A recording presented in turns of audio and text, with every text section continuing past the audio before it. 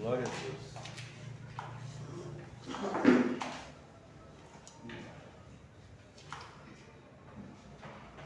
Glória ao Senhor Jesus Cristo. Glória a Deus. A paz do Senhor Jesus Cristo. Amém? Amém. Glória ao Senhor nosso Deus. Estamos entrando agora em adoração ao Senhor nosso Deus. Em nome de Jesus Cristo, momento de culto, momento de adoração, momento de devoção ao Senhor Deus Pai, em nome de Jesus. Vamos agradecer ao Senhor por esta oportunidade. Você de casa ou no trabalho, onde você estiver, que entrar na live, continue em nome de Jesus Cristo. Deus tem uma palavra para o teu coração. Vamos adorar o Senhor nosso Deus, Criador e Senhor dos céus e da terra. Pai eterno, em nome de Jesus, estamos reunidos para te agradecer, Senhor. Graças damos pela tua bondade, graças damos porque o Senhor é bom e as tuas misericórdias são eternas. Pai, pedimos que o teu Espírito Santo, por tua misericórdia e graça, venha nos conduzir na adoração ao Senhor, Pai. Pedimos, ó Deus, a manifestação da tua presença em nosso meio, para a tua honra, para a tua glória. Bondoso Deus, eu peço em nome de Jesus que o teu nome seja exaltado em nosso meio, esteja em primeiro lugar em cada um dos nossos corações, ó Pai Santo. Eu peço que o teu Espírito Santo venha santificar nossas mentes, nossos corações, nossas intenções, para a tua honra e para a tua glória, Pai. Em nome do Senhor Jesus Cristo, amém. Graças a Deus, amém? Glória ao Senhor. Salmo de número 100. Salmo de número 22, Salmo 22, o Messias sofre, mas triunfa. Salmo de Davi para o cantor maior, sobre Ai-Gelet Rassá. Estranho, mas o importante é Salmo de Davi. Salmo 22. Deus meu, por que me desamparaste? Porque te alongas das palavras do meu bramido e não me auxilias? Deus meu, eu clamo de dia e tu não me ouves, de noite e não tenho sossego. Porém tu és santo, o que habitas entre os louvores de Israel. Em ti confiaram nossos pais, confiaram e tu os livraste. A ti clamaram e escaparam. Em ti confiaram e não foram confundidos. Mas eu sou verme e não homem, opróbrio dos homens e desprezado do povo. Todos os que me veem zombam de mim, estendem os lábios e meneiam a cabeça, dizendo: confiou no Senhor, que o livre-o, pois nele tem prazer.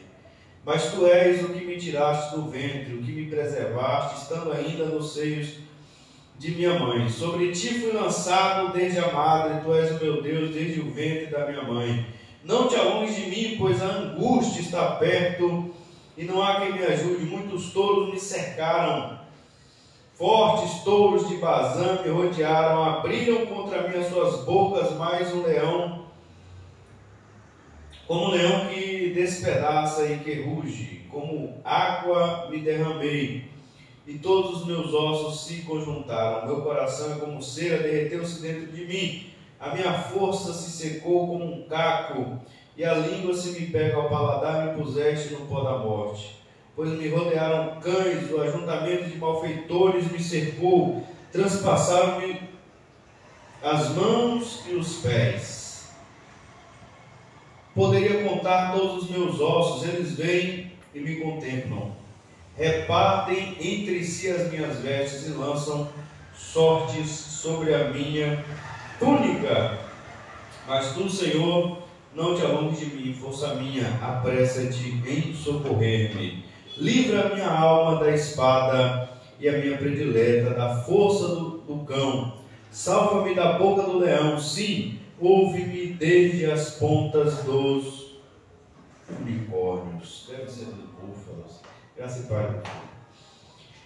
Queridos, nós vimos aqui na oração do Salmo 22, não lemos toda ela, mas a minha oração nessa noite é que Deus nos conceda a graça de orarmos nessa dimensão que o salmista Davi orava, porque os salmos são orações e cânticos, orações transformadas em cânticos, cânticos que são orações feitas por um coração cheio do Espírito Santo. Ele mesmo vai dizer no fim da vida dele que ele abria a boca dele, Deus enchia ele do Espírito Santo e aí ele abria a boca a entoar salmos, a fazer esses salmos.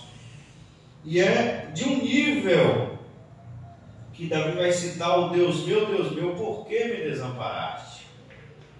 Davi não está apenas exprimindo a aflição sua, mas ele está ao mesmo tempo em conformidade com a vontade de Deus. Ele está em uma dimensão espiritual que ele vai proferir o que Jesus vai proferir lá na frente. Ele vai começar a falar de coisas que não aconteceram com ele literalmente. Talvez ele está falando de forma simbólica, porque os salmos são cânticos, são poesias alegóricas. Quando ele diz: transpassaram-me as mãos e os pés. Não existe relato de que Davi realmente, literalmente, foi ferido nas mãos e nos pés. Mas nós sabemos quem foi transpassado nas mãos e nos pés. Foi Jesus. Davi está em um transe espiritual. Davi está aqui em um momento de ligação íntima com Deus, aonde ele está sendo revelado e está profetizando, ele está transcendendo de rei para profeta nesse momento. A unção de Deus que estava sobre ele como rei, no momento que Davi começava a salmodiar para Deus, na verdade que ele já fazia isso antes até de ser rei, é porque ele era um menino tocador da harpa, então possivelmente era um salmista até antes de ser rei, e é algo que ele vai continuar pelo resto da vida dele. Ele se torna profeta. Ele vai falar sobre as vestes terem sido, repartiram entre si as minhas vestes e lançam sobre mim sorte sobre a minha túnica. Isso aconteceu com Jesus. Ele está vendo exatamente. Aqui a gente pode ver até na magreza que Jesus estava quando ele diz: poderia contar todos os meus ossos, eles vêm e me contemplam. Jesus estava nu no sentido de que só estava tampando um calção para tampar suas partes íntimas, mas de cintura para cima ele estava nu. Eles vêm e me contemplam. Poderia contar todos os meus ossos, as costas. Então Davi ele entra aqui numa visão espiritual, ele entra numa dimensão de oração que ele começa a ver o que vai acontecer depois. Isso aqui é um início de uma trilogia que foi organizada aqui, Salmos 22, 23 e 24. No 24, inclusive, Davi consegue ver a ressurreição de Cristo. Davi consegue proclamar a volta de Cristo para a glória. Davi consegue perceber a volta do primogênito de Deus para a glória, no Salmo de número 24. Então, que Deus nos conceda a graça de orarmos, não para impormos a Deus as nossas vontades, não apenas usarmos a oração para apresentarmos a Deus as nossas vontades, mas para recebermos a iluminação do Espírito Santo, para entendermos qual seja a boa, perfeita e agradável vontade de Deus através da oração. Davi, no Salmo 22, ele declara qual era a boa, perfeita e agradável vontade de Deus para Jesus Cristo e que iria acontecer em oração. Ele consegue perceber isso e ora. Ele faz isso em oração. E na verdade, às vezes meu irmão fala do Salmo 91 e Moisés, no caso, que está orando, é uma oração para Jesus. É uma oração para Jesus, é uma intercessão. É algo tão magnífico, é algo tão maravilhoso que contempla o próprio Cristo, que abraça o próprio Cristo e que vai além do limite humano, da mentalidade humana e da nossa mediocridade em oração. É algo que vai além da nossa medíocre, mísera, pequena, pífia, momentânea, instantânea oração tão sem raiz, sem fundamento, que muitas vezes nós fazemos, entrar nessa dimensão igual Davi entrou aqui, para coisas até futuras, para gerações vindouras, onde o próprio Filho de Deus vai citar essas palavras. Ele está narrando relatos que vai acontecer com o próprio Cristo lá na frente, através de uma oração, de um cântico, de um salmo. Cânticos também. Eu peço que Deus amado, Pai, por graça e misericórdia, venha derramar sobre nós aqui, sobre os irmãos e irmãs em todo o mundo, cânticos espirituais tão fervorosos, tão poderosos como os salmos, tão proféticos, verdadeiramente proféticos como os salmos, coisas que olhem para a volta de Cristo, coisas que já estão até escritas, não precisa nem vislumbrar igual Davi. Davi tinha nada escrito e orou dessa maneira. Nós já temos escrito Apocalipse, já temos escrito tanta coisa sobre a volta de Cristo, que a gente possa elaborar, Deus nos dê graça de elaborar pelo menos em cima do que já está escrito, tanto orações como cânticos. Amém? Quer cantar, meu filho? Não. A garganta está meio ruim? Vamos cantar o hino de número 5. Ó, desce fogo santo. Espírito, alma e corpo, oferto a ti, Senhor, como hóstia verdadeira, em oblação de amor. Eu tudo a Deus consagro, em Cristo vivo lá. Ó, desce fogo santo, do céu vem tu selar.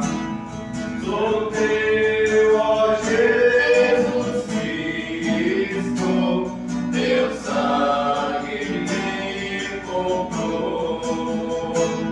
Eu quero a tua graça, pois eu te sempre sou. Eu tudo a Deus consagro, em Cristo vivo lá. Ó, desce fogo santo, do céu vem tu selar. Espírito divino, vai a promissão, sedenta alma pede a ti a santa unção. Eu tudo a Deus consagro, em Cristo me voltar. Ó, desce fogo santo, do céu vem tu selar. Glória a Jesus, glória a Deus. Louvor 192 pelo sangue. Glória ao Senhor Jesus Cristo. 192 da harpa cristã pelo sangue. Amém? Pelo mundo brilha a luz desde que morreu Jesus, pendurado lá na cruz do Calvário. Os pecados carregou e de culpa nos livrou, com o sangue que emanou no Calvário. Pelo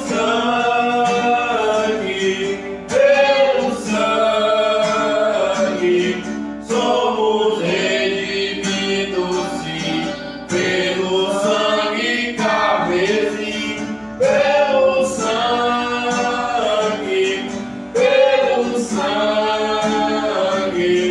pelo sangue de Jesus no Calvário. Antes tinha muito temor, mas agora tenho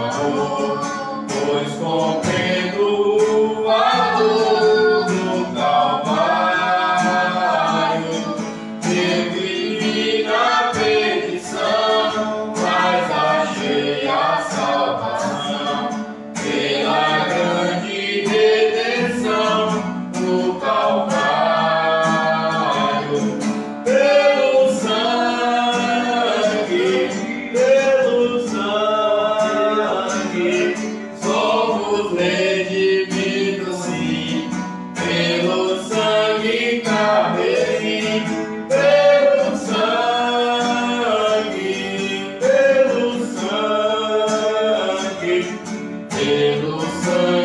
de Jesus no Calvário. És um grande pecador, eis aqui teu Salvador, queimado com pregador no Calvário. O Cordeiro divinal padeceu na cruz teu mal, oferece graça tal no Calvário. Pelo sangue, somos redimidos, sim, pelo sangue carmesim, pelo sangue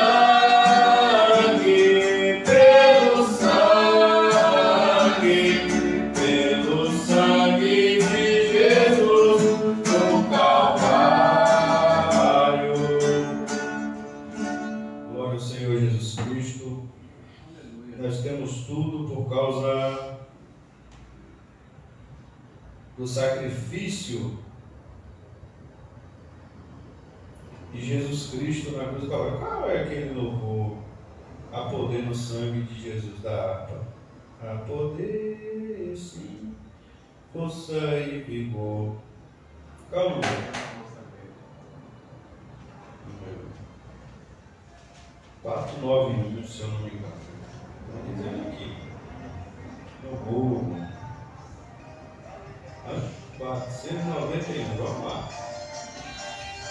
Não vai ter a canção dele. Misericórdia. Vamos lá. 491 da harpa cristã, já não esqueço mais. Vou até marcar aqui. Há poder no sangue de Jesus. Vamos louvar. O teu pecado tu queres deixar, no sangue há poder, sim, há poder para fazer. Calma aí. O teu pecado tu queres deixar, no sangue há poder, sim, há poder. Queres do mal a vitória ganhar, seu sangue tem este poder. Há poder, sim, força e vigor, neste sangue.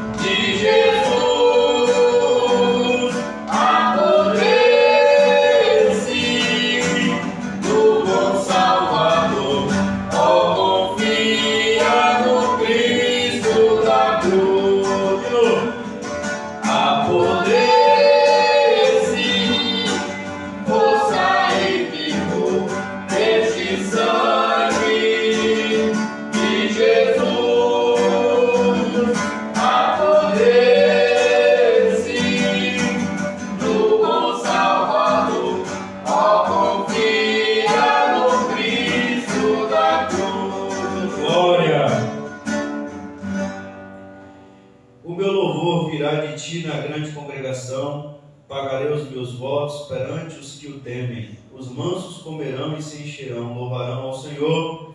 Os que o buscam, o vosso coração viverá eternamente. Todos os limites da terra se lembrarão e se converterão ao Senhor, e todas as gerações das nações adorarão perante a tua face, porque o reino é do Senhor, e ele domina entre as nações. Todos os grandes da terra comerão e adorarão, e todos os que descem ao pó se prostrarão perante ele, como também os que não podem reter a sua vida. Uma semente o servirá e falará do Senhor de geração em geração. Chegarão e anunciarão a sua justiça ao povo que nascer, porquanto ele o fez. É o final do Salmo 22, o resultado da obra e do sofrimento de Jesus Cristo por nós. Davi já estava profetizando que de geração em geração chegaria a nós, como chegou a nós a mensagem dessa fé e dessa conversão ao Senhor Deus. E nós estamos passando para os nossos filhos, e até que ele venha, se proclamará os louvores do Senhor, porque ele é o Rei de toda a terra. Amém? Amém. Senhor nosso Deus, graças damos a Ti pela honra e pelo privilégio de fazermos parte dessa geração que Te adora, que Te louva, Senhor, chamados pelo Teu Espírito Santo, ó Pai. Nós Te agradecemos também pela eleição, Senhor, por sermos elegidos em Jesus Cristo, ó Pai. Tu és bom, Senhor, e a Tua misericórdia é eterna, ó Pai. Ó Deus, nós Te agradecemos, entregamos a Ti os nossos louvores, pedimos humildemente o querer receber como um cheiro santo, suave, nas Tuas santas narinas, ó Pai. Deus, graças damos por cada pessoa que o Senhor tem usado para colaborar, para contribuir com esta obra. Eu peço que o Senhor venha abençoar, meu Pai, cada pessoa que ama este trabalho, que ama esta obra, Senhor, e ama este ministério. Eu peço que o Senhor venha abençoar, o Senhor venha retribuir, ó Pai, com ricas bênçãos dos céus. Bondoso Deus, nas Tuas mãos entregamos os nossos corações, cada pessoa também que nesse momento está nos acompanhando, Senhor, online. Entregamos em Tuas mãos, Senhor, em nome de Jesus Cristo, ó Pai, abençoar os nossos corações, para recebermos Tua santa palavra, em nome de Jesus Cristo, amém. Graças a Deus, as palmas vão para o Senhor Jesus, amém. Graças a Deus. Quero cumprimentar a todos com a paz do Senhor. Amém, glória a Deus. Está bem ruimzinha hoje, mas dá para a gente juntos aqui nos debruçarmos dos versículos que hoje vamos ler.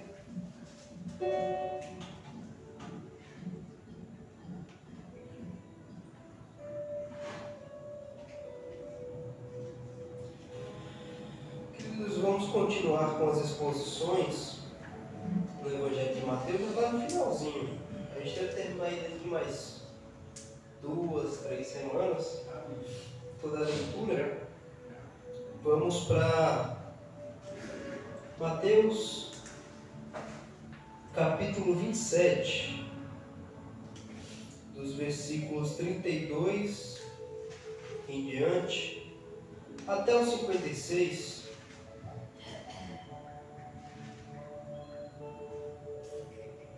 Mateus capítulo 27, versículos 32 até o 56.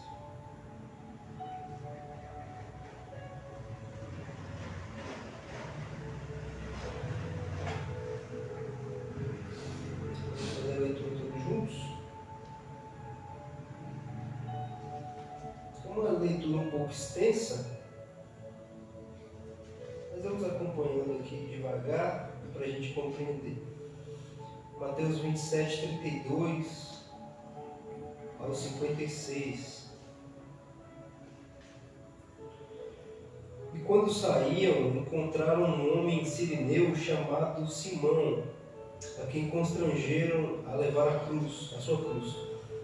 Chegando ao lugar chamado Gólgota, que se diz lugar da caveira, deram-lhe a beber vinagre misturado com fel, mas ele, provando, não quis beber. e, havendo-o crucificado, repartiram as suas vestes, lançando sortes, para que se cumprisse o que fora dito pelo profeta. Repartiram entre si as minhas vestes, e sobre minha túnica lançaram sortes. E assentados o guardavam ali. E por cima da sua cabeça puseram escrita da sua acusação: Este é Jesus, o Rei dos Judeus. E foram crucificados com ele 2 salteadores, um à direita e outro à esquerda. E os que passavam blasfemavam dele, balançando as cabeças e dizendo: Tu que destróis o templo, em 3 dias o reedificas. Salva-te a ti mesmo, se és o Filho de Deus, desce da cruz. E da mesma maneira, também os príncipes dos sacerdotes, com os escribas, anciãos e fariseus, escarnecendo, diziam: Salvou os outros e a si mesmo não pode salvar-se. Se é o Rei de Israel, desça agora da cruz e crê-lo-emos. Confiou em Deus, livre-o agora, se o ama, porque disse: Sou o Filho de Deus. E o mesmo lhe lançaram também no rosto os salteadores que com ele estavam crucificados. E desde a hora sexta houve trevas sobre toda a terra até a hora 9. E perto da hora 9 exclamou Jesus em alta voz, dizendo: Eli, Eli, lama sabachthani. Isso é: Deus meu, por que me desamparaste? E alguns que estavam ali ouvindo isso diziam: Esse chama por Elias.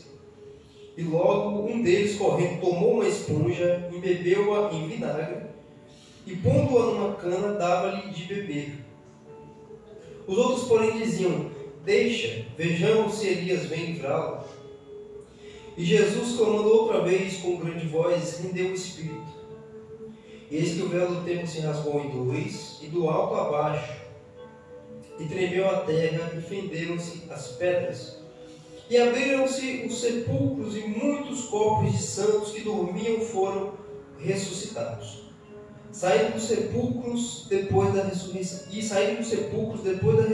dele, entraram na cidade santa e apareceram a muitos.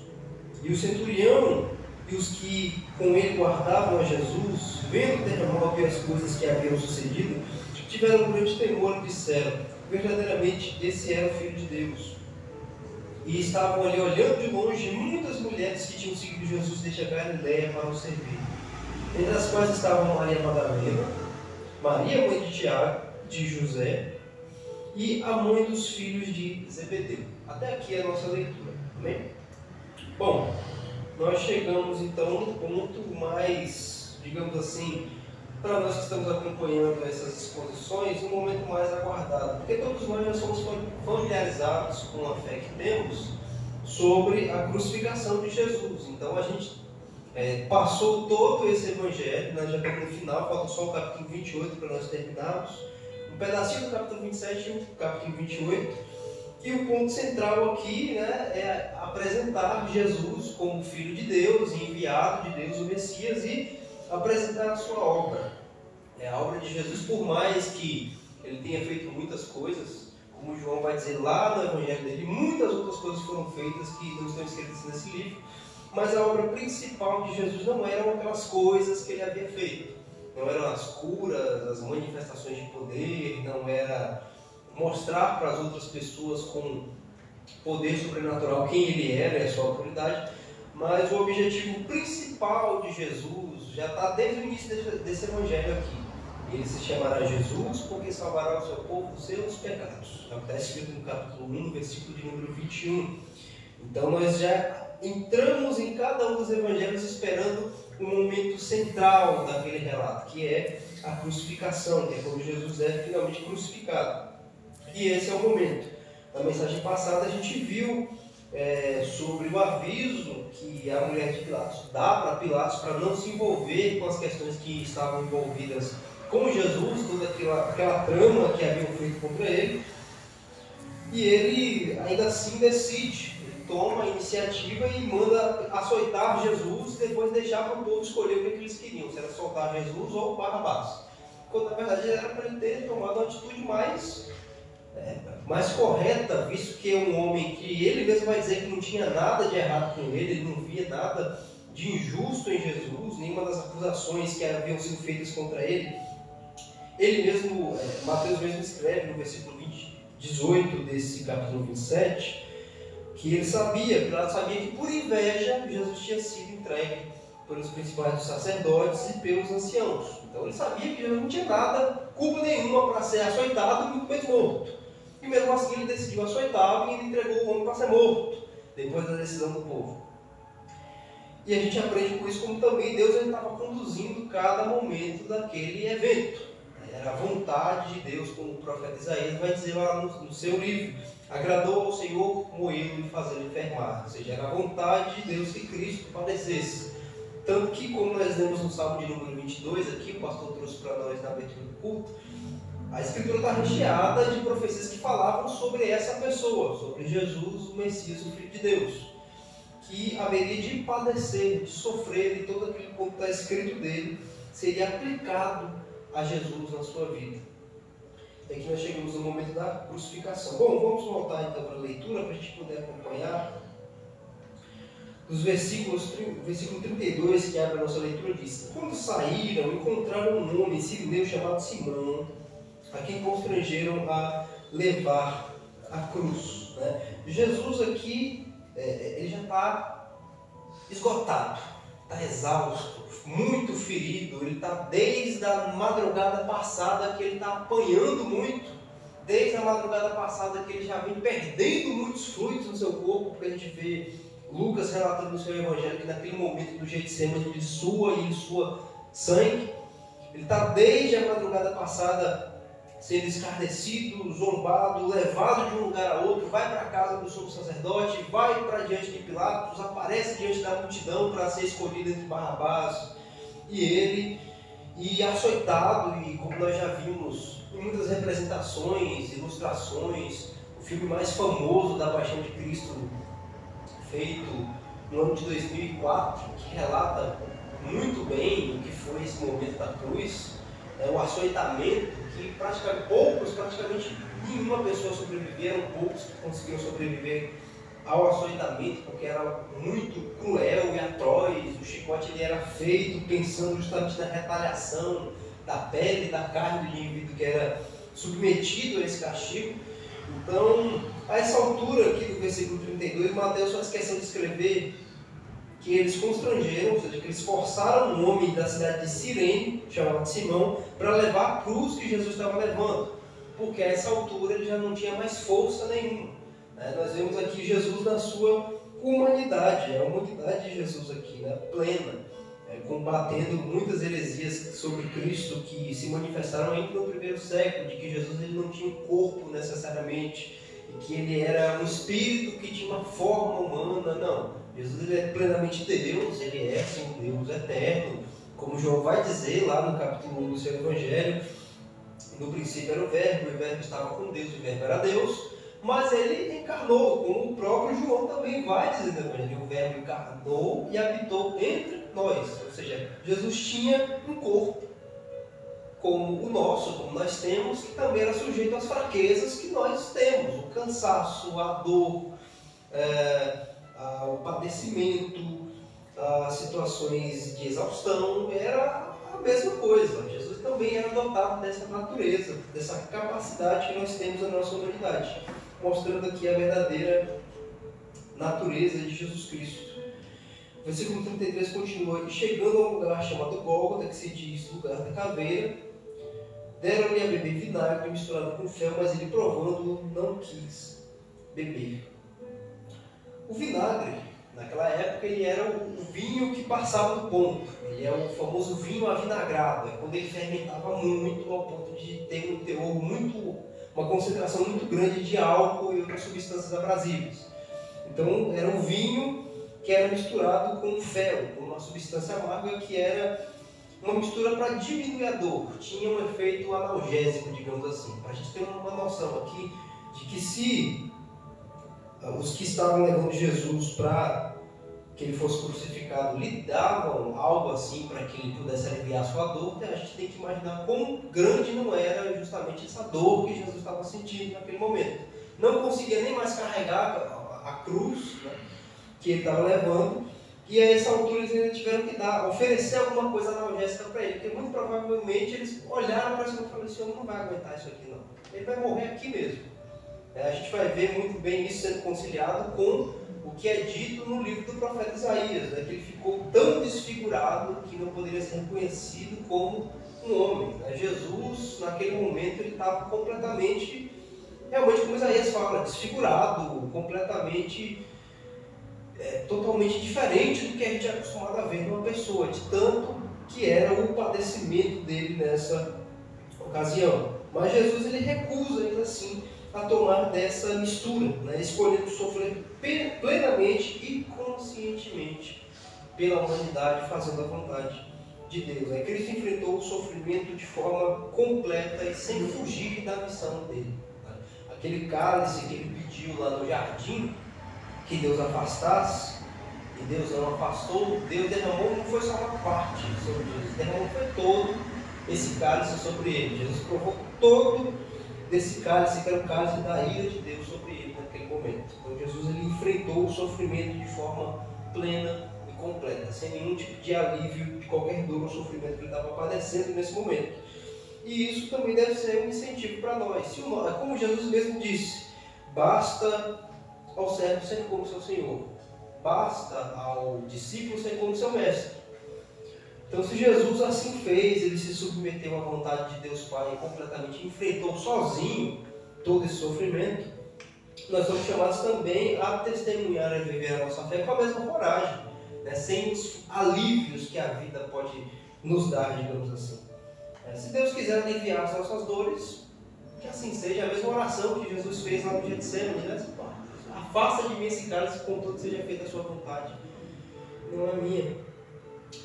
Continuando nos versículos 35 e 36 diz: e havendo-o crucificado, repartiram as suas vestes, lançando sortes, para que se cumprisse o que fora dito pelo profeta.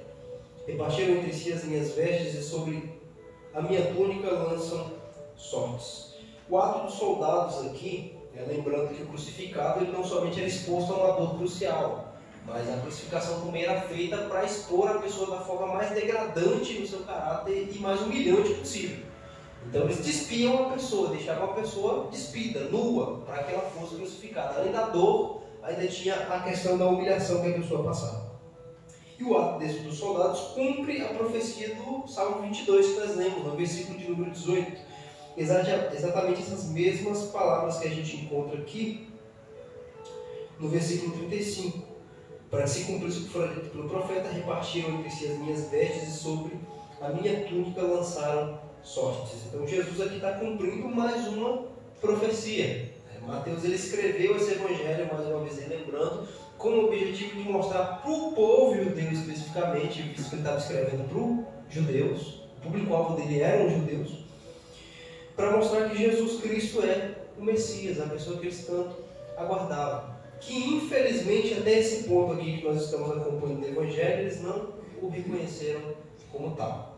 Jesus Cristo é o Messias, mas eles não viram nada disso que acontecia relacionado a Jesus com as profecias do Antigo Testamento. Não identificaram nada disso em Cristo. Verso 36, e assentados o guardavam ali. Continuando nos versículos 37 a 44, diz o seguinte: e por cima da sua cabeça puseram escrita a sua acusação: este é Jesus, o rei dos judeus. E foram crucificados com ele 2 salteadores, um à direita e outro à esquerda. Os que passavam blasfemavam dele, balançando as cabeças, dizendo: tu que destróis o templo e em 3 dias o reedifica, salva-te a ti mesmo. Se és o Filho de Deus, desce da cruz. E da mesma maneira também os príncipes dos sacerdotes, como os escribas, anciãos e fariseus, escarnecendo, diziam: salvou os outros e a si mesmo não pode salvar-se. Se é o rei de Israel, desça agora da cruz e crê-lo-emos. Confiou em Deus, livre-o agora, se o ama, porque disse: sou o Filho de Deus. E o mesmo lhe lançaram também em rosto os salteadores que com ele estavam crucificados. Aqui nós vemos a zombaria de todos que estavam reunidos ali naquela ocasião em redor, e também dos que haviam sido crucificados juntamente com Jesus. A gente sabe muito bem pelos evangelhos que Jesus foi colocado entre 2 pessoas também que eram ladrões, que eram salteadores, para serem crucificados. Lembrando que a crucificação era uma pena justamente para criminosos. E desde o capítulo 26 a gente está acompanhando Jesus sendo tratado justamente como um criminoso por todos eles. Então a zombaria revela aqui a cegueira espiritual desses homens. Revela a cegueira espiritual deles. Por quê? Eles mesmos vão reconhecer coisas que Cristo fez. Eles vão dizer, salvou os outros. Eles reconhecem, salvou os outros, fez pelos outros e socorreu aos outros, estendeu a mão para os outros. Por que não se livra agora? Olha o nível da cegueira espiritual desses homens. Eles reconheceram que Jesus realmente salvou outras pessoas, na medida em que eles estão ali diante do próprio Salvador delas e dizendo, cadê que você salva a você mesmo agora? Salva os outros, por que não se salva? Então isso aqui revela a cegueira espiritual dos homens, como o nosso pastor trouxe ontem para nós aqui na mensagem, que justamente isso tudo que está acontecendo aqui, obviamente nós sabemos que é pela soberania de Deus que isso está acontecendo, mas isso mostra como os homens eles são responsáveis pelo que está acontecendo aqui. Os príncipes, os sacerdotes, Pilatos, os soldados, todo mundo tem a sua culpa, a sua responsabilidade na morte de Jesus aqui. E tudo por cegueira. Cegueira espiritual, porque não tinham a capacidade de ver à frente dos seus olhos quem Jesus realmente era. Né? O mundo ainda rejeita o caminho da humildade e do sacrifício. Né? O cristão é chamado para seguir Jesus, mesmo quando isso significa ser ridicularizado. Deixe o mundo com a sua cegueira, deixe o mundo na sua loucura, deixe as pessoas continuarem na sua zombaria. O que importa para nós é caminharmos na mesma direção que Jesus está seguindo, na mesma direção que o nosso Salvador se encontra. Até porque Ele foi alvo disso tudo, quem somos nós para não sermos também? Então, isso aqui ocorre mostrando claramente aquilo que Paulo vai dizer para os Coríntios na sua segunda carta. Né? O espírito que cega o entendimento, né? o maligno, o diabo é aquele que cega o entendimento das pessoas para que elas não vejam a glória do Evangelho de Deus na face de Jesus Cristo. Elas estão cegas, estão completamente cegadas, elas não conseguem perceber, não conseguem ver, não conseguem escutar, por mais que a coisa seja completamente notória para elas, né? Para as pessoas. A gente vê para esses homens que era notório. Eles mesmos declaram, você salvou os outros. Sim, salvou, eles estão afirmando isso. Mas agora cadê que você se salva? Cegueira espiritual. Não conseguiam ver o que Jesus fez, mas não conseguiam reconhecer quem Jesus era. E continuando a leitura, nos versículos 45 em diante, e desde a hora sexta houve treva sobre toda a terra, até a hora nona. Né? Nós já explicamos aqui em dado momento sobre essa questão das horas, a hora sexta, a hora nona. Aqui nesse momento, quando ele fala, é a partir do meio-dia. Então houve, e desde a hora sexta, desde o meio-dia em diante, houve treva sobre toda a terra até a hora nona. E a gente continua agora, Mateus já faz um salto temporal, ele vai para a hora nona, que é a partir do versículo 46 em diante. E perto da hora nona, exclamou Jesus em alta voz, dizendo, Eli, Eli, lama sabachthani, isso é, Deus meu, por que me desamparaste? Aqui a gente vê as mesmas palavras que foram ditas na abertura do culto no Salmo de número 22. É a abertura do Salmo 22, são essas palavras, Deus meu, por que me desamparaste? Mais uma vez, Mateus não coloca aqui, como ele costuma fazer em outros trechos, mas ele está mostrando para nós como isso se cumpre na pessoa de Jesus Cristo. Né? Como isso se cumpre na pessoa de Cristo, mostrando que aquele sofrimento que a gente lê no Salmo de número 22, toda aquela delação que o salmista está expressando ali, na verdade não se tratava dele necessariamente, mas apontando para Jesus Cristo. É por isso que quando ele fala aqui no versículo 35, ele chama o salmista, que é Davi, de profeta, para que se cumprisse o que fora dito pelo profeta. Ou seja, ele estava profetizando quando ele escreve aquele salmo. Ele estava falando sobre um evento futuro, sobre algo que ainda havia de acontecer. E aqui nós vemos o clamor de abandono de Jesus. Deus meu, por que me desamparaste? É o abandono completo aqui nesse momento, né? Jesus experimenta o abandono real, né? É importante a gente frisar sobre isso aqui. Não houve uma ruptura na comunhão entre o Pai e o Filho. Não houve nenhuma ruptura na trindade de Deus, não. O Pai continuou no Filho, o Filho no Pai, como sempre foi desde a eternidade. Mas aqui Jesus ele experimenta o abandono da sua humanidade, né? Jesus está padecendo aqui o que nós padeceríamos no inferno se Deus não tivesse enviado o seu Filho para nos socorrer. Assim que toda alma se sente quando ela vai para o inferno, completamente abandonada, desamparada, sem nenhuma expectativa, sem nenhuma esperança. Jesus está experimentando nesse momento o inferno que era para a gente. É por isso que ele expressa isso na humanidade dele. Deus meu, por que me desamparaste? Porque nesse momento ele carregava o peso do pecado de todo o seu povo. Lembra do que nós acabamos de falar aqui no capítulo 1 desse evangelho? Ele se chamará Jesus porque salvará o seu povo dos seus pecados.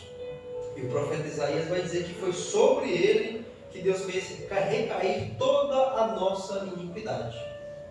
Foi sobre Jesus que Deus lançou toda a nossa carga de pecados naquele momento para punir e pagar todo o pecado que nós cometemos em vida, né? Então, nesse momento, ele sofre a separação espiritual que o pecado causa, né, entre Deus e o homem. E era sobre isso, inclusive, que Jesus estava muito agoniado lá no Getsemane. Ele não estava com medo das dores, da tortura, ele não estava com medo da zombaria. Não, a gente vê que Jesus ele foi firme em todo momento sobre isso aqui. Mas a agonia de Cristo era justamente essa, um ser que é santo, perfeito, exímio, eternamente digno, sofrendo justamente isso, levando sobre si o pecado do mundo. A paz, isso mostra a gravidade do pecado e o custo da nossa redenção. Tem gente que vai dizer que Jesus morreu porque nós somos valorosos, porque nós temos muito valor para Deus, porque nós somos como pedras preciosas, como joias de grande valor. Não, a morte de Jesus vem para mostrar muito pelo contrário, o quanto nós somos depravados, o quanto nós somos imorais, o quanto nós somos pecadores, e olha o preço que é necessário para se resgatar pecadores, a morte de Deus, digamos assim, porque Cristo é Deus, ele morreu. Esse é o preço para se redimir um pecador, ou seja, é muito caro. Não é para mostrar valor que há em nós, é para mostrar o quanto nós somos realmente sem valor, que foi necessário o único que possui valor realmente morrer para salvar os outros que não têm. Isso mostra o peso e a gravidade do pecado, o custo da redenção. Ele também nos ensina que mesmo quando não sentimos a presença de Deus, nós podemos clamar a Ele também, né? Isso não quer dizer que Deus não estava ali, como relembrando mais uma vez, não houve nenhuma ruptura na comunhão eterna entre Deus Pai e Deus Filho nesse momento. E a incompreensão do mundo, né? A gente tem que ver a incompreensão também das pessoas ao redor naquela ocasião. Versículo 47 diz o seguinte, a 49: E alguns que estavam ali, ouvindo isso, diziam: Esse chama por Elias. E logo um deles correndo tomou uma esponja e bebeu-a em vinagre e pondo-a numa cana dava-lhe a beber. Os outros, porém, diziam: Deixa, vejamos se Elias vem livrá-lo. As pessoas não entendem o clamor de Jesus, elas não entendem, como a gente sabe pelo relato que Mateus está fazendo aqui, estavam ali ao redor de Jesus crucificado também os sacerdotes, os principais dos sacerdotes, os anciãos, toda aquela turminha que fazia parte do grupo religioso, digamos assim, de Jerusalém. Estavam todos ali. E mais uma vez mostrando a cegueira desses homens. Jesus está ali naquele momento sofrendo, ele fala as palavras que eles, como doutores e mestres, pessoas versadas na lei de Moisés, nos salmos, nos profetas, quando eles ouvem essa frase, já era para eles se conectarem de imediato. Isso aqui é lá do Salmo de Davi. É Davi que escreveu essas palavras. Não, eles estão ali pensando em outra coisa, estão pensando em Elias. Não tem nada a ver com Elias. Jesus está recitando palavras de Davi, eles estão pensando em Elias, completamente sem o mínimo de compreensão de nada do que está acontecendo. Estavam em devaneios tão profundos que não sabiam como pessoas cegas mesmo, estão no escuro, tateando, não sabem o que está acontecendo ali. E da mesma forma, né, o mundo ele não entende a profundidade espiritual da obra de Jesus Cristo. Né? A gente aprende com a carta aos Coríntios, quando Paulo vai dizer que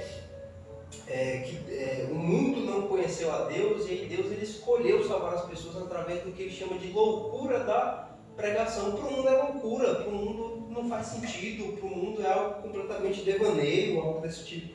O mundo ele não vai entender a profundidade espiritual da obra de Cristo, mas pelo Espírito Santo, o crente ele tem essa iluminação, ele tem essa compreensão.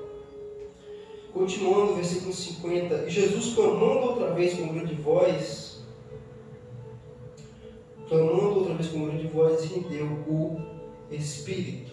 Então, aqui é o momento em que Jesus finalmente morre, né? Mas ele não morre por fraqueza, mas por entrega voluntária. E isso a gente aprende com o próprio Jesus. Lá no Evangelho de João, nós ainda vamos chegar lá, no capítulo 10, quando Jesus vai dizer: ninguém tira a minha vida, ninguém tem essa capacidade, mas eu voluntariamente dou minha vida. Tenho poder para dar e para tornar de volta a tomar minha própria vida. Então Jesus ele morre aqui, Mateus coloca aqui que ele rende o Espírito, que ele entrega. A ideia de rendição, de entregar, é porque ele está morrendo voluntariamente. A morte de Jesus aqui é voluntária, não é por fraqueza, não é por limitação, mas é porque ele mesmo está dando a sua vida para que ela seja tirada. Como ele mesmo vai dizer, ninguém poderia matá-lo, ninguém poderia tirar a vida de Jesus se ele realmente não desse a sua vida voluntariamente. Ninguém tem essa capacidade, né? Continuando, versículo 51, e eis que o véu do templo se rasgou em dois, de alto a baixo, e tremeu a terra, fenderam-se as pedras. Então, o véu aqui, a qual Mateus está se referindo, era o véu que ficava no templo. Outrora ficava no tabernáculo, quando o templo ainda não tinha sido edificado. Ele separava o lugar santo, que era considerado lugar santo, do lugar santíssimo, ou santo dos santos, que era onde repousava a Arca da Aliança, que era um lugar onde somente uma pessoa tinha acesso, nesse contexto, que era o sumo sacerdote, e era uma vez por ano que ele poderia fazer isso. E era algo extremamente arriscado, né? Se o sumo sacerdote entrasse de qualquer jeito ali, ele poderia até mesmo morrer por conta da presença de Deus que se manifestava naquele ambiente do Santo dos Santos. Por isso que tinha um véu que separava aquele lugar dos outros compartimentos, digamos assim, do templo. E aqui, Mateus ele vai relatar que é esse véu que se rasga no momento em que Cristo morre. No momento em que ele diz que de alto a baixo vai sendo rasgado como uma cortina que uma pessoa pega, né? A impressão que dá na leitura de que uma pessoa pega um véu e rasga ele de cima a baixo. Que mostra que a obra de Deus, né? A obra de Cristo aqui foi completamente consumada, simbolizando o acesso direto ao Pai por meio de Cristo. A gente ouve lá na primeira carta de Paulo a Timóteo, Paulo escrevendo para ele que há um só Deus e há só um mediador entre Deus e os homens, que é Jesus Cristo, o homem. Então, o fato do véu ter se rasgado mostra então a liberdade que em Jesus Cristo nós temos para acessar a presença de Deus, que era absolutamente restrita. Só o sacerdote que entrava naquele lugar e tinha acesso, né, pelo menos simbolicamente. E continuando nos versículos 51 a 53 diz: 51 a 53. E eis que o velho tempo se rasgou em dois, de alto a baixo, tremeu a terra, fenderam-se as pedras, e abriram-se os sepulcros, e muitos corpos de santos que dormiam foram ressuscitados. E saindo dos sepulcros, depois da ressurreição dele, entraram na cidade santa e apareceram a muitos. Então a gente vê aqui uma série de eventos acontecer depois quando Jesus morre. Nós vemos pedras que se fenderam, terremotos, desde o meio-dia o céu já estava completamente tomado de escuridão, completamente escuro, tomado por densas e nuvens negras. E no momento que Jesus morre, uma outra série de eventos acontece. Mateus aqui também relata a ressurreição de algumas pessoas também, quando ele ressuscita, quando Cristo ressuscita. E aqui a gente vê que a morte de Cristo não foi apenas um evento humano e histórico. A ideia aqui, quando nós lemos aqui, que a morte de Jesus não foi só mais um evento dentro da história da humanidade. Não, ela é muito mais do que isso. Né? Ele é o ato central da história da redenção e da história da humanidade também. Também da história da humanidade, mas principalmente da história da redenção. Né? Abalou a própria criação, a morte do Filho de Deus abalou toda a criação, tudo ao seu redor. Até porque Jesus ele é o sustentador de todo o universo, ele é o sustentador da vida, dos elementos, de tudo que é presente nos céus e na terra. Então, no momento que ele morre, toda a sua criação sente esse padecimento dele. No verso de número 54, a gente vê a confissão feita pelo centurião. E os centuriões que com ele guardavam a Jesus, vendo o terremoto e as coisas que haviam sucedido, tiveram grande temor e disseram verdadeiramente esse era o Filho de Deus. Pouco tarde para eles chegarem nessa conclusão. Né? Principalmente porque o povo romano era muito supersticioso, criam em muitos deuses. Então a essa altura eles já tinham ouvido que de Jesus tinha sido dito de que ele era filho de Deus, como os principais sacerdotes estão dizendo aqui, porque disse, sou filho de Deus. Então se livre agora dessa situação. Então depois quando Jesus morre, eles vendo aquela série de eventos, principalmente com relação a alguns fenômenos naturais, como o tremor de terra, o escurecimento do céu, nesse momento cai sobre eles um temor. Temor de quê? De que eles mataram o Filho de Deus. Eles falam, poxa vida, o que a gente fez? Esse homem era realmente Filho de Deus. Nesse momento em que eles foram ter noção do que fizeram.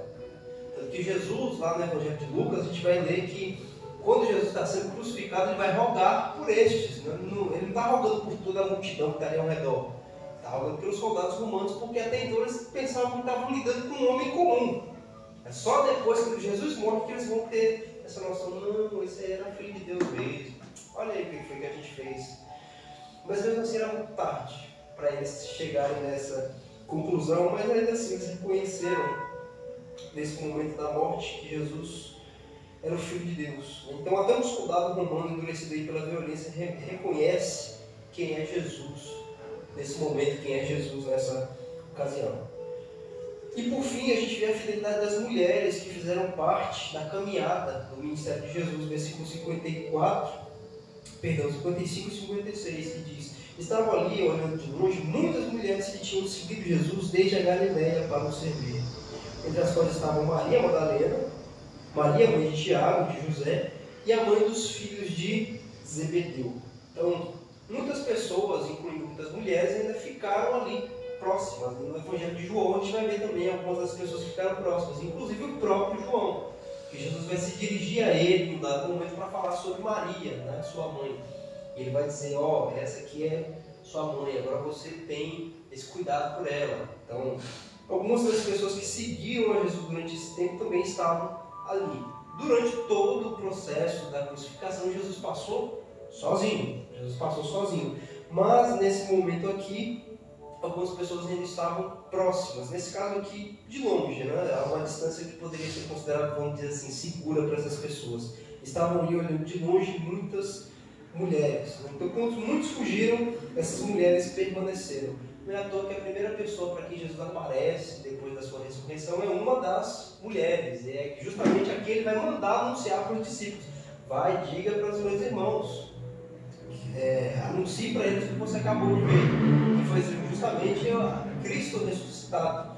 Então elas tiveram também esse privilégio de caminhar com Jesus, de estar, ainda que a uma certa distância, com Jesus nesse momento, de receberem também a boa notícia da sua ressurreição, para também propagarem aos demais que não sabiam até então. Né? Então, ser discípulo é isso, é permanecer ao lado de Cristo, mesmo nos momentos mais cruciais, mesmo nos momentos mais obscuros. E esse aqui é o relato do momento em que o nosso Senhor foi crucificado, foi morto, foi duramente esmagado nesse momento.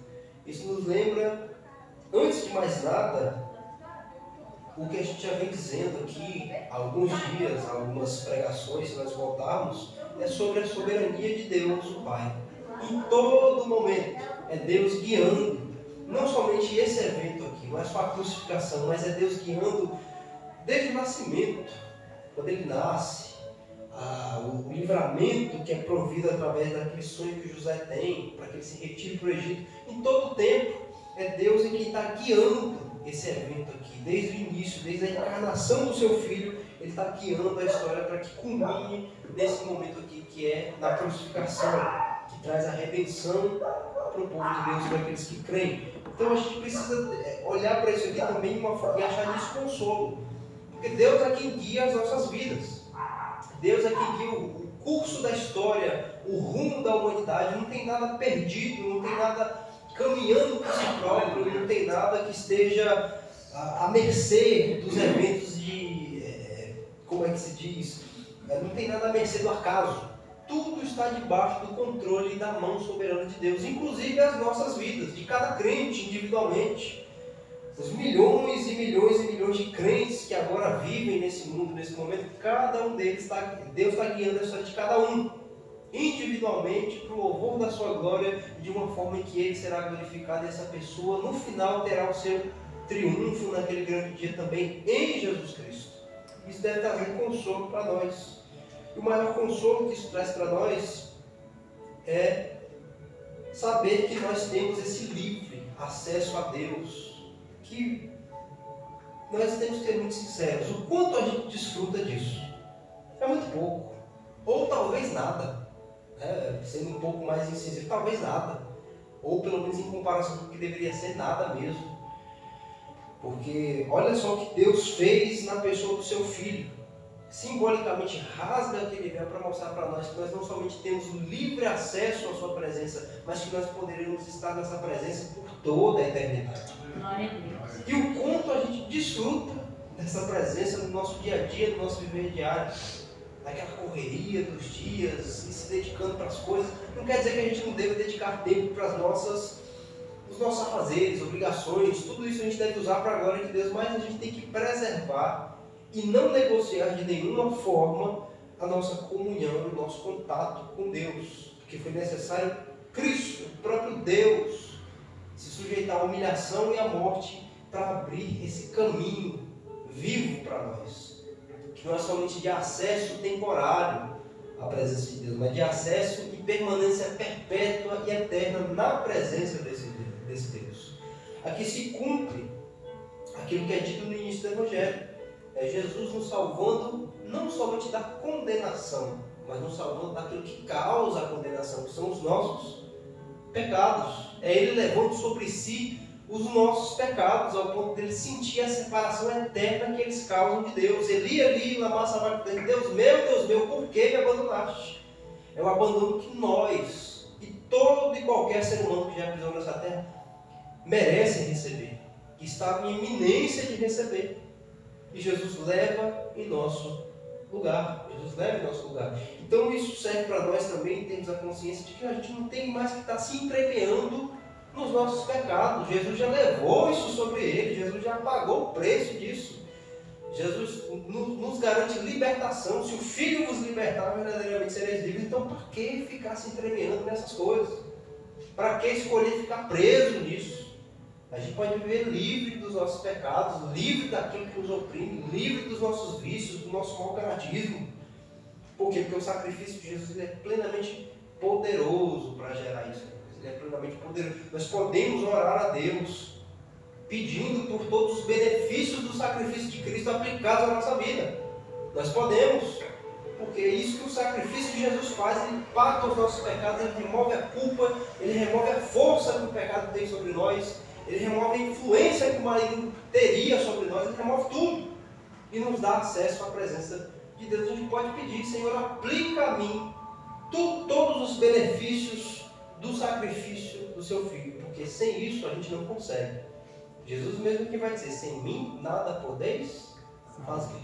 Nada podeis fazer. Que a gente possa se deleitar nessa presença gloriosa de Deus e pedir a Ele, como o autor aos Hebreus vai dizer, com confiança, chegando ao trono da graça, pedir a Deus: ao Senhor, me abençoa, me dá graça e aplica a minha obra que o Senhor consumou no seu Filho na cruz naquele dia. Porque nós precisamos, nós somos necessitados disso. Jesus não é Ele que está esperando a gente lá, triste, como se Ele é que dependesse da gente correr para os braços dele. Não. É a gente que é necessitado de se humilhar aos pés dele, pedir para Ele misericórdia e graça. Amém? Amém. Vamos orar nessa noite.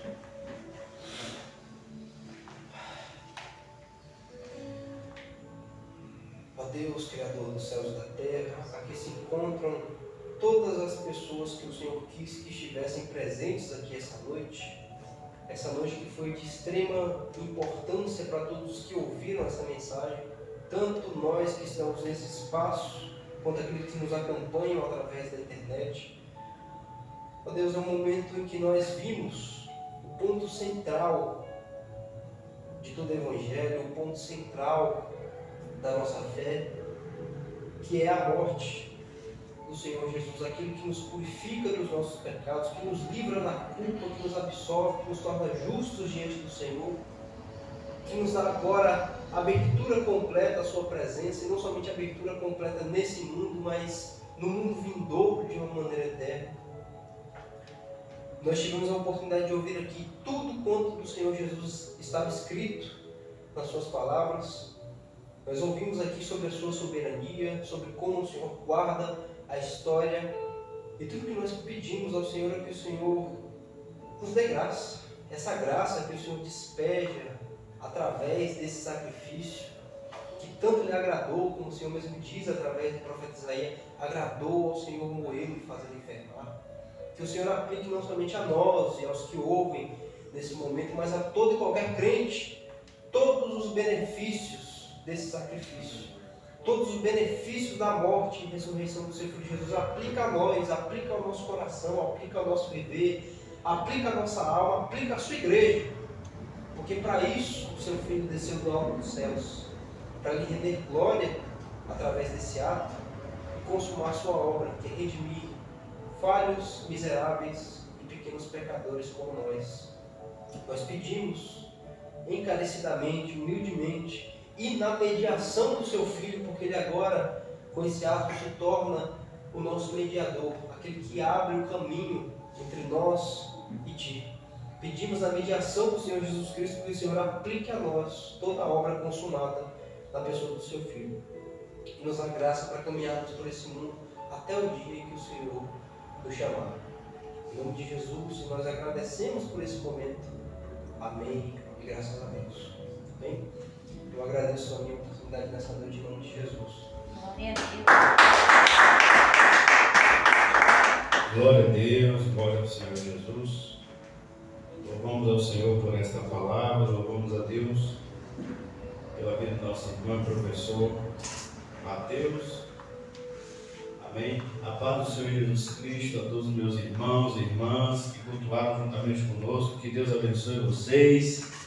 A irmã Eliana Carlos, Valdemir Santos, Manuel dos Santos, Deus abençoe vocês e todas as pessoas que não está aparecendo nome aqui, mas acompanharam. A paz do Senhor Jesus Cristo. No domingo nós voltamos com o culto online a partir das 7h20 da noite, em nome de Jesus Cristo. Fica na paz do Senhor e guarda essa palavra em seu coração, em nome de Jesus, e até lá.